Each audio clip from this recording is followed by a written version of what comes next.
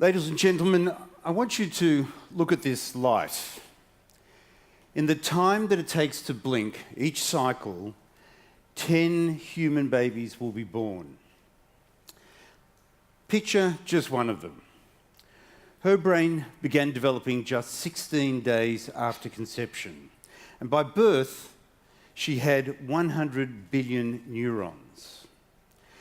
By the age of 3, her brain will contain over 100 trillion connections.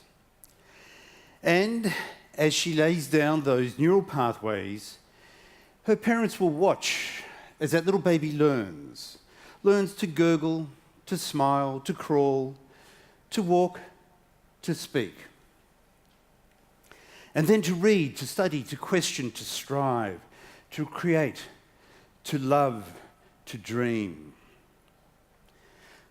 Perhaps to be a mother and raise another human being.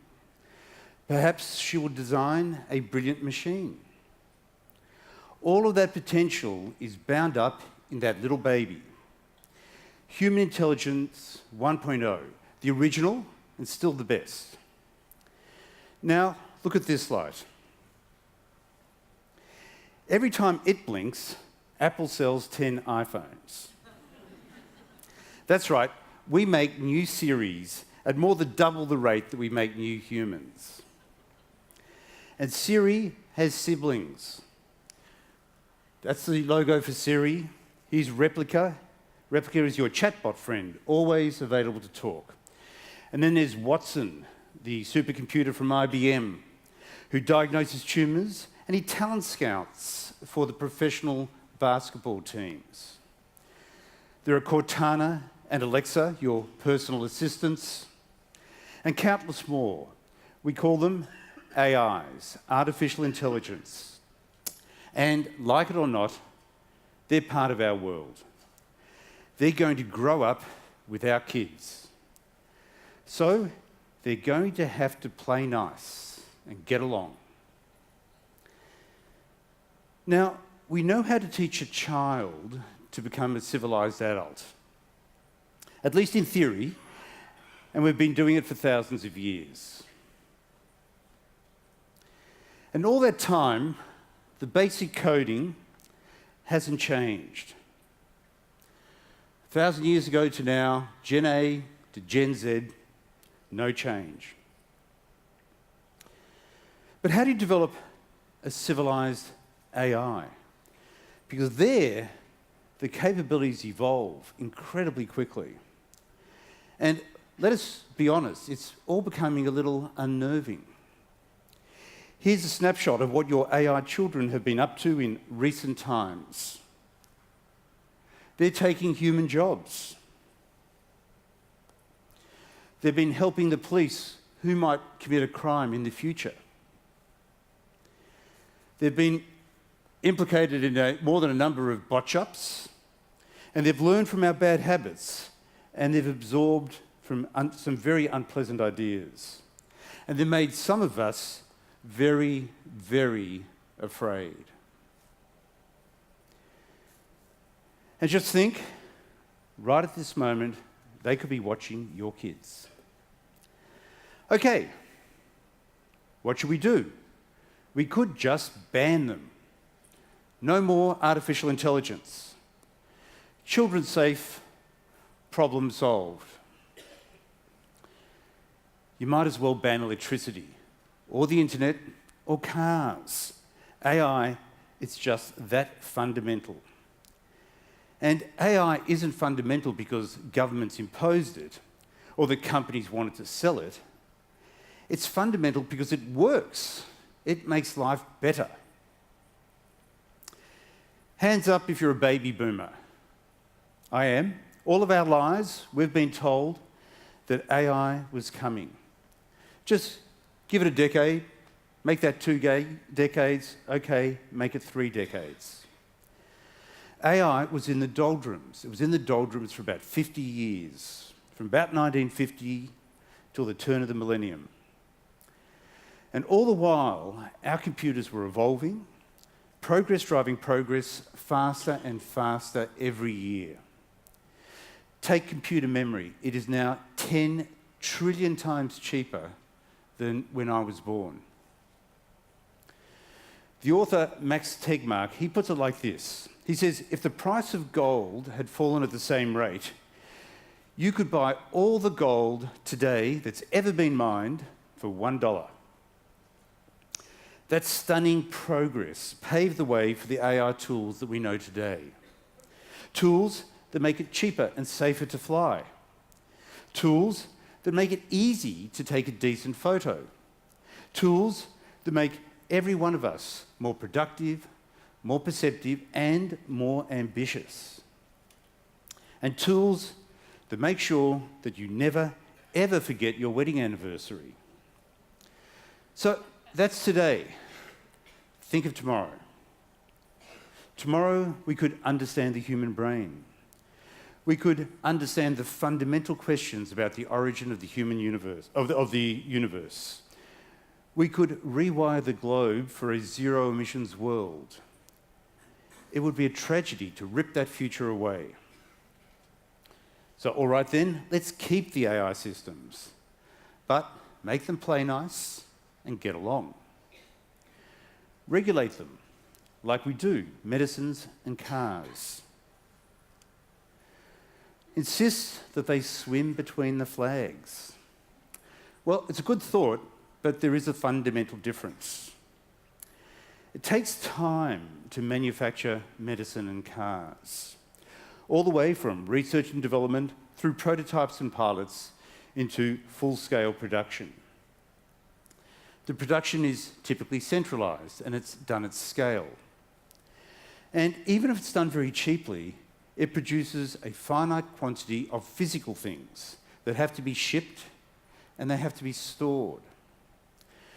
To upgrade the product, you need to remodel the production line. It all takes planning, money, and time. It takes years. But what if your product is an algorithm? For near zero cost, you can have near infinite production. You can iterate and upgrade just by tweaking the code. And you can reach a mass audience almost instantaneously.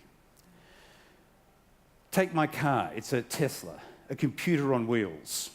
So it upgrades and reboots all by itself.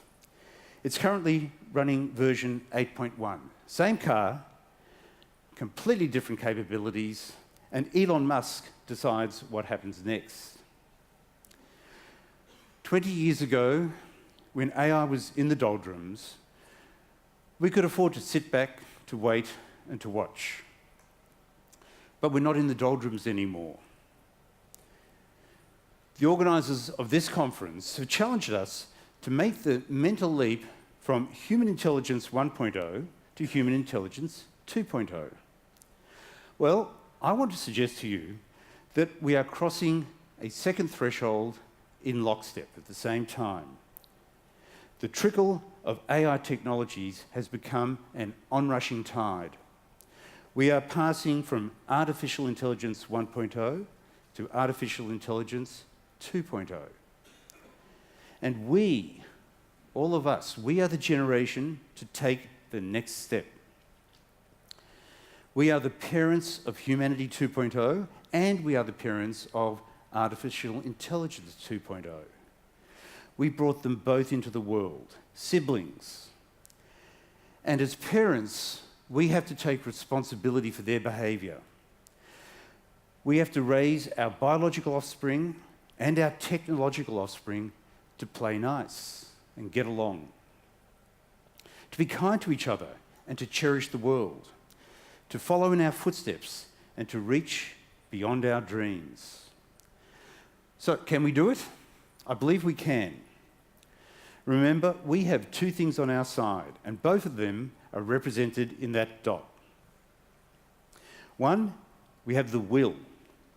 Nothing is more important than making AI safe and beneficial for human beings. And two, we have the capacity. We are curious, we are capable, and we are creative. So think about the way we train our children. Sometimes the best approach is praise. praise with encouragement and incentives. Sometimes we have to impose penalties. There are consequences. Sometimes we create safe environments for the child to try, to fail, and then to get up and try again. And sometimes we make certain things completely off limits, like knives and guns. Well, at least in this country. And sometimes the child learns best through formal lessons. Sometimes through books and stories, and sometimes they learn from their peers. By all these methods, our children grow up into adults bound by manners, by morals, and by laws. Now, I expect that we will see something similar in AI, a spectrum of responses that gets more nuanced and more effective over time. On the right-hand extreme of the spectral line, the equivalent of knives and guns. Things that we agree as a global community are simply so dangerous that they need to be managed by international treaties. In that category, we would put autonomous weaponized drones. They can select and destroy without any human decision maker in the loop beyond establishing the rules of engagement. 2 years ago, I published an article in Cosmos magazine calling for a global accord. And in the same year, more than 3,000 AI and robotics researchers signed an open letter urging the leaders of the world to take action to prevent a global arms race. On the other end of the spectrum are tools in everyday use, such as social media platforms and smartphones, difficult to regulate by UN convention.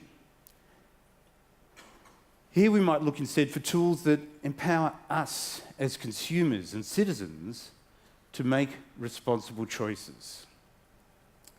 Some might say that AI systems are too complicated for the average person to understand. If we don't know how the algorithms work, how can we interrogate their decisions or judge if they're fair? But, you know, there are other things that are complicated but important to consumers, like picking products that are manufactured in ethical ways. What do we look for? The fair trade stamp. We don't have to understand the complexities of international labour law or global markets.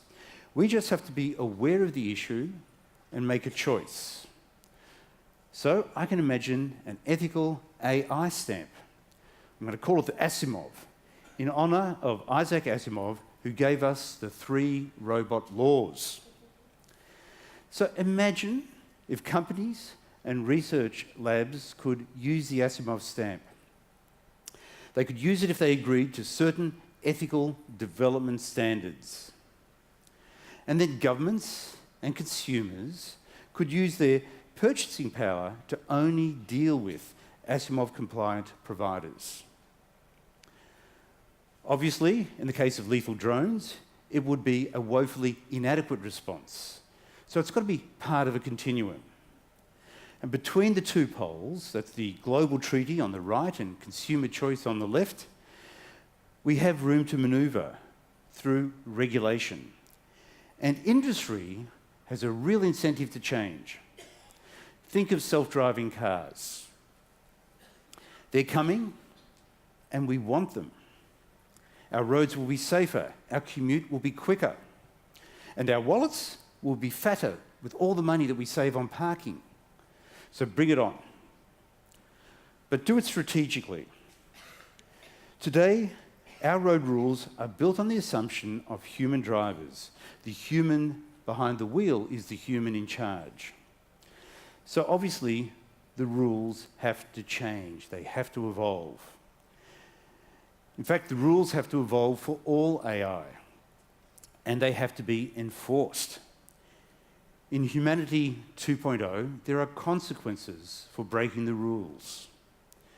Whether it's unruly behaviour in a classroom or robbery in our streets, transgressions are met with appropriate penalties. So too, in AI 2.0, we need rules and consequences for breaking them. Now, you might be surprised, But the developers and suppliers of AI 2.0, they'll welcome the rules. Put yourself in the position of the CEO of an artificial intelligence 2.0 company. You don't want a total ban, but you also don't want a free-for-all. You want a forward-looking regulatory regime with clear expectations that gives consumers confidence that you can roll out the technology safely. Then you can go to investors with a path to market. So it means that you, as the CEO of that AI company, you need to engage. You need to engage with your consumers to understand their concerns. And you need to engage with the regulators to advocate for standards that lock unprincipled providers out of the market and reward quality companies like yours. I say, let's build those quality companies here in Australia. Let's get ahead of the world and develop regulatory systems that make us a destination of choice for ethical AI providers. Regulatory systems that make sure that humanity 2.0 and artificial intelligence 2.0 play nice and get along. And whatever we do, let's be ambitious. The time is ripe for ideas, be they as grand as saving the planet or as humble as delivering a pizza. It's all there to be explored. And today, in my hometown of Melbourne, the platform is yours. So be bold, be creative, be curious, play nice, and get along. And keep in the front of your mind that winking light. Resolve right now the future is going to be great. Now, use this conference to work out how. Thank you.